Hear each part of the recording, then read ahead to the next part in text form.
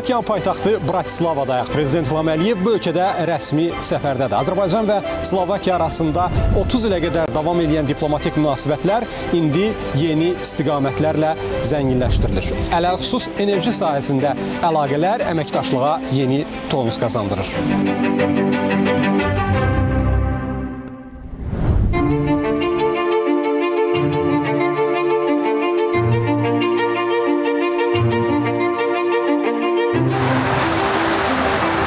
Bugün 14 ölkə Azərbaycan qazı ilə isinir. Azərbaycan qazını ixrac edən Cənub qaz dəhlizi bir uğur hekayəsidir. Bu hekayənin əsas səhifələri isə Avropada yazılır. Azərbaycan qazını əldə edən ölkələrdən 11-i Avropa ölkəsidir. Onların arasında Slovakiya da var.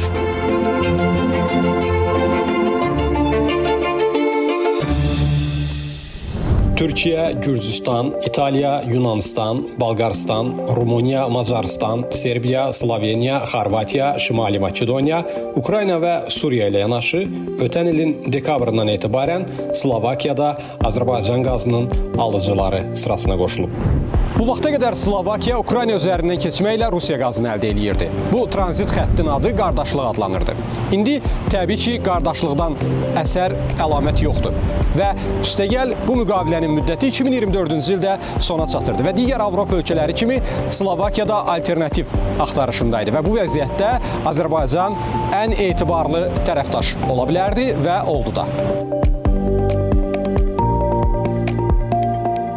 Həmrəylik halqası layihəsi çərçivəsində 2023-cü il aprelin 25-də Sofiyada Azərbaycan Dövlət Neft şirkəti ilə Bolqarıstan, Rumıniya, Macarıstan və Slovakiyanın qaz ötürücü sistem operatorları arasında əməkdaşlığın təşviqi ilə bağlı anlaşma memorandumu imzalanıb. Bu sənəd Avropa daxilində Azərbaycan qazının interkonnektorlar vasitəsilə daha böyük coğrafiyaya çatdırılmasını təşviq edir.